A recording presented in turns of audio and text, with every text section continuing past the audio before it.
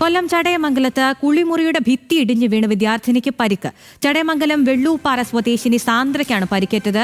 വിദ്യാർത്ഥിനിയെ Thiruvananthapuram medical college ആശുപത്രിയിൽ പ്രവേശിപ്പിച്ചു. കൊല്ലത്ത് നിന്ന് ഷമീർ അബ്ദുൾ ഉണ്ട് വിവരങ്ങളുമായി. ഷമീർ, കുട്ടിക്കേറ്റ പരിക്ക് ഗുരുതരമാണോ? എന്തൊക്കെയാണ് വിശദാംശങ്ങൾ? ഉച്ചയ്ക്ക് 3 മണിയോടുകൂടിയാണ് ഈ സംഭവം ഉണ്ടാകുന്നത്.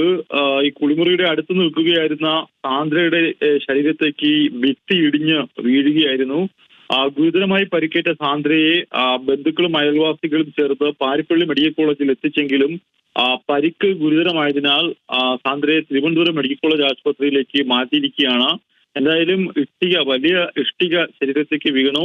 അതുകൊണ്ട് തന്നെ പരിക്ക് ഗുരുതരമാണ്. ഈ സാഹചര്യത്തിലാണ് പെൺകുട്ടിയെ തിരുവനന്തപുരം മെഡിക്കൽ കോളേജ് ആശുപത്രിയിലെ അത്യാസന്ന വിഭാഗത്തിലേക്ക് മാറ്റിയിരിക്കുന്നത്. മഴ ഇടവിട്ട് പെയ്യുന്ന ശക്തമായ മഴ മൂലം ഈ ഭിത്തിയിൽ വലിയ രീതിയിൽ നനവുണ്ടായിരുന്നു. അതാണ് ഇത്തരത്തിൽ ഇടിഞ്ഞു വീഴാൻ കാരണമായത് എന്നാണ് പോലീസും ഫയർഫോഴ്സും ഇപ്പോൾ എത്തി അവിടെ പരിശോധിക്കുമ്പോൾ മനസ്സിലാകുന്നത്. എന്തായാലും പെൺകുട്ടി ഇപ്പോൾ തീവ്രപരിചരണ വിഭാഗത്തിൽ തിരുവനന്തപുരം മെഡിക്കൽ കോളേജ് ആശുപത്രിയിൽ പ്രവേശിപ്പിച്ചിരിക്കുകയാണ്.